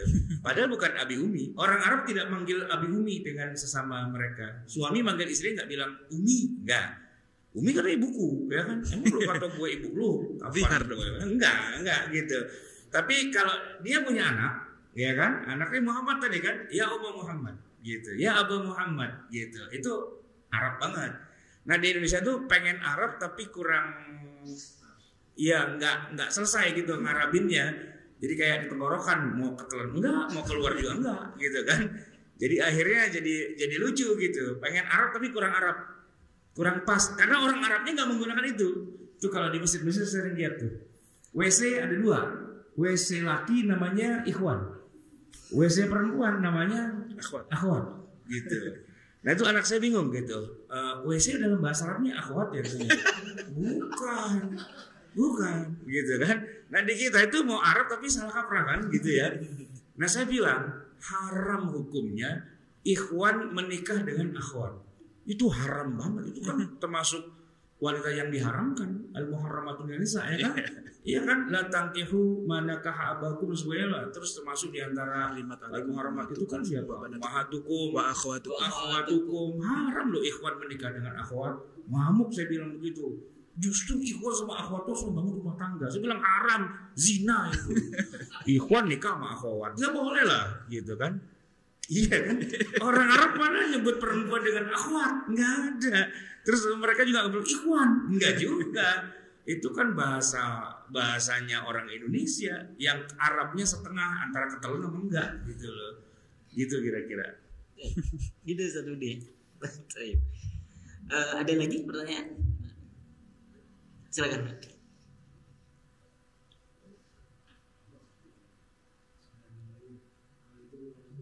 Waalaikumsalam.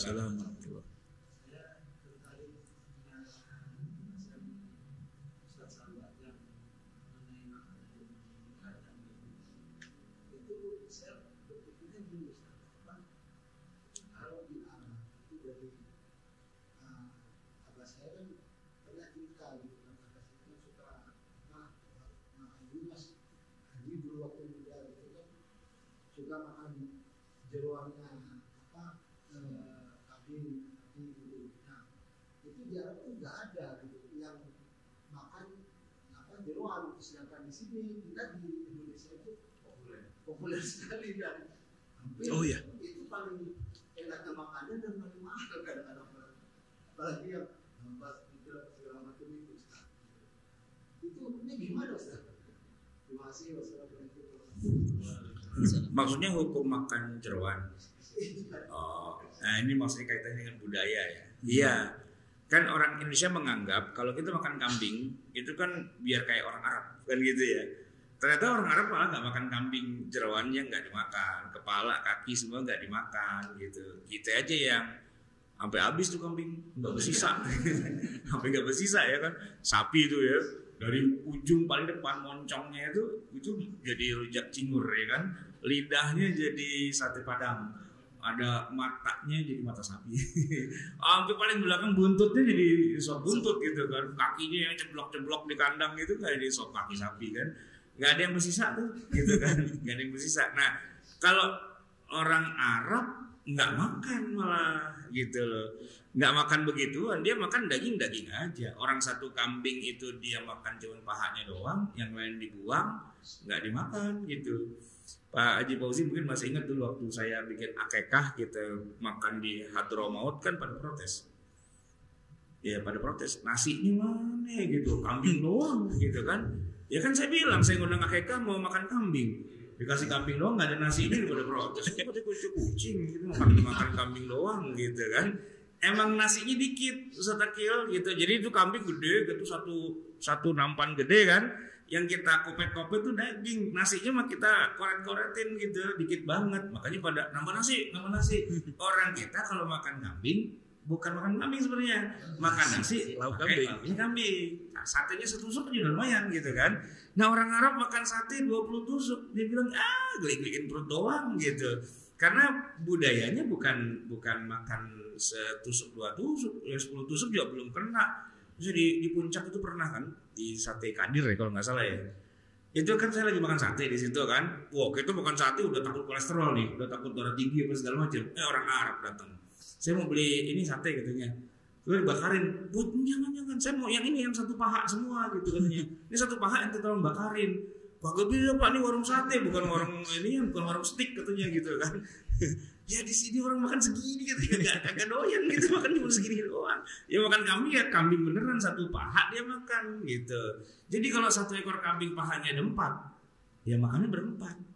Nggak pakai lauk, emang nggak pakai nasi, nggak pakai apa ya, daging aja. Nah kalau kita kan begitu pulang udah nggak bisa jalan, kebanyakan daging kambingnya. Itu budaya yang pada akhirnya orang Indonesia pengen budaya Arab, padahal orang Arabnya nggak kayak gitu kan jadi lucu tuh. Emang kadang-kadang kita suka lucu sih ngikutin orang lain nggak kayak gitu.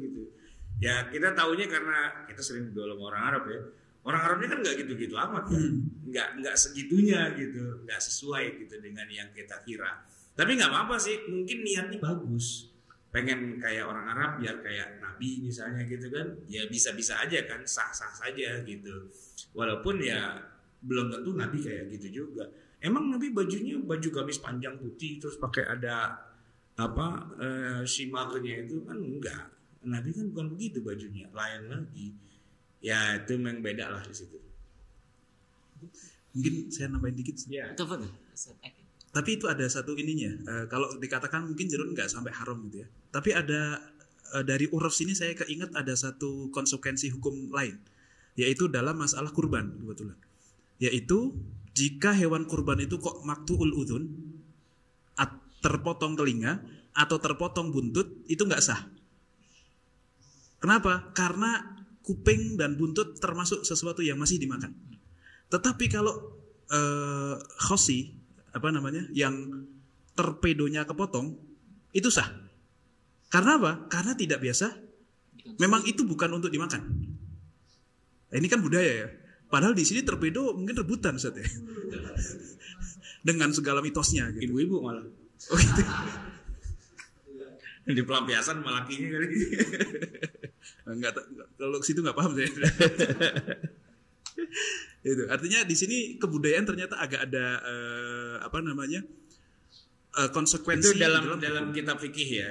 Iya. Dalam kitab fikih kalau kuping masih bisa dimakan, buntut masih bisa dimakan. Tapi kalau torpedonya kepotong pun nggak apa-apa gitu. Masih sah karena tidak mengurangi sesuatu makanan. Nah, orofnya orang Arab itu nggak dimakan kan berarti ya, kan. Makanya kalau tanduk nggak masalah karena memang nggak dimakan. Termasuk itu. Nah, torpedo itu nggak apa-apa kalaupun nggak ada karena memang tidak dimakan. Tapi kalau sampai buntutnya kepotong, telinganya kepotong, maka tidak sah sebagai kurban karena itu sesuatu yang harusnya dimakan gitu ya. Terkurangi sesuatu yang harusnya dimakan gitu. Iya, secara penampakan juga jelek kan ya, masa nggak ada kupingnya gitu kan. Iya, kalau torpedonya kan nggak kelihatan. Iya, artinya tertutup lah dia, tersembunyi gitu. Ustaz dulu bingung dia. Udah pulang kawin. Baik, saya kira itu pertanyaan terakhir yang menutup kajian kita di malam hari ini. Menarik sekali terkait tradisi Arab dan juga hukum Islam ini. Memang lahir atau syariat Nabi Muhammad SAW mula-mula lahir di Arab, kemudian menyebar ke seluruh dunia. Dan juga ada irisannya antara tradisi Arab dan juga hukum Islam. Tadi kita sudah bahas tradisi-tradisi masyarakat Arab yang kemudian diamini atau dilegalisasi menjadi syariat Islam. Tetapi juga ada tradisi-tradisi yang kemudian itu dihapuskan atau jauh dari nilai-nilai keislaman. Kita harus pintar-pintar memilih dan memilahnya. Dari mana kita tahu ya, ngaji kepada para fuqaha, kepada para ulama. Kira-kira demikian kesimpulan kita di kajian malam hari ini, Bapak dan Ibu rahmati Allah Subhanahu wa taala. Kita tutup dengan membaca doa kafaratul majlis. Subhanakallahumma wa bihamdika asyhadu an la ilaha illa anta astaghfiruka wa atubu ilaik. Untuk menambah keberkahan ngaji kita malam hari ini, kita mohonkan doa kepada Ustaz Haji Fauzi. Tafadhol.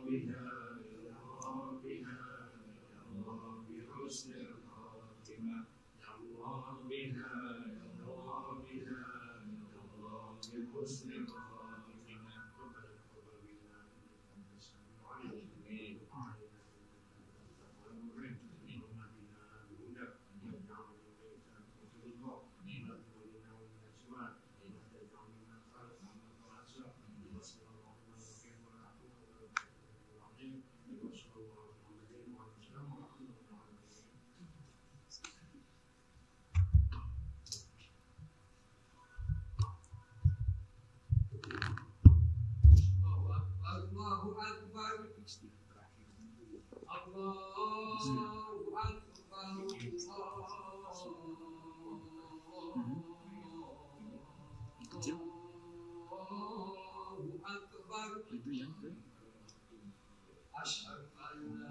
berarti kalau mati-mati baterainya yang sini ya. Oh, di cas itu.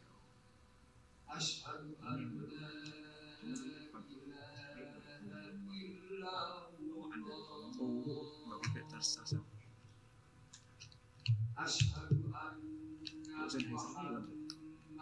Yang Sennheiser itu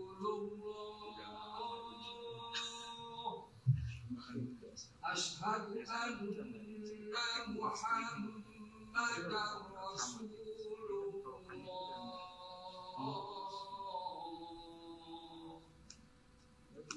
Hayya 'alas shalah. Hayya 'alas shalah. Coba aja nanti sedikit.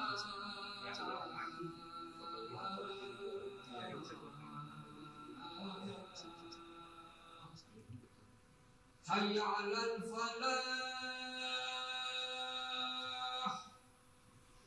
Hayya 'alal falah.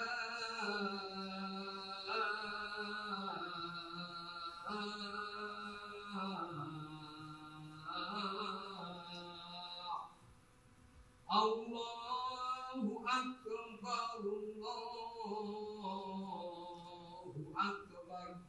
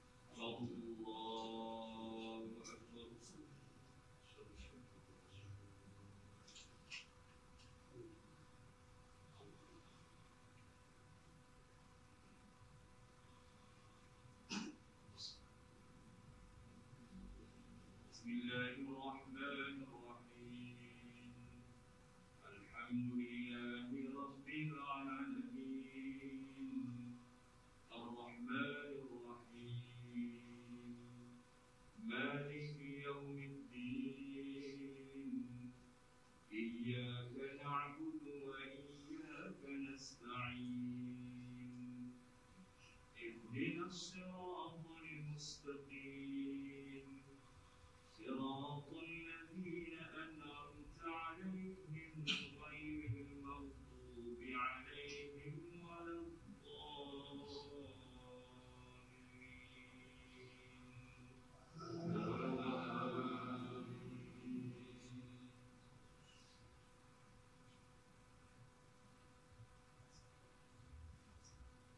بسم الله الرحمن الرحيم إذا زلزلت الأرض زلزالها وأخرجت الأرض أثقالها وقال الإنسان ما لها يومئذ تحدث أخبارها بأن ربك أوحى لها يومئذ يصدر الناس أشتاتا ليروا أعمالهم فمن يعمل مثقال ذرة خيرا يره ومن يعمل مثقال ذرة شرا يره الله أكبر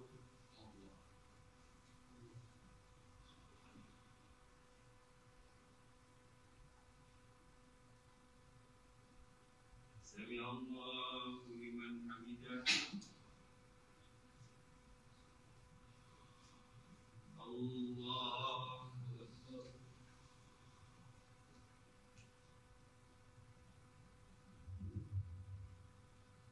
الله أكبر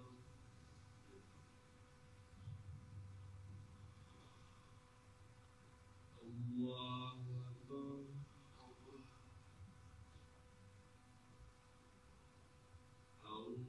الله أكبر بسم الله الرحمن الرحيم الحمد لله رب العالمين الرحمن الرحيم مالك يوم الدين إياك نعبد وإياك نستعين اهدنا الصراط المستقيم صراط الذين أنعمت عليهم غير المغضوب عليهم ولا الضالين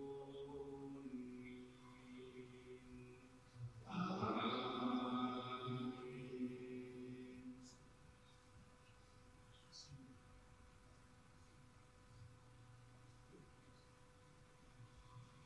بسم الله الرحمن الرحيم إذا جاء نصر الله والفتح ورأيت الناس يدخلون في دين الله أفواجا فسبح بحمد ربك واستغفره إنه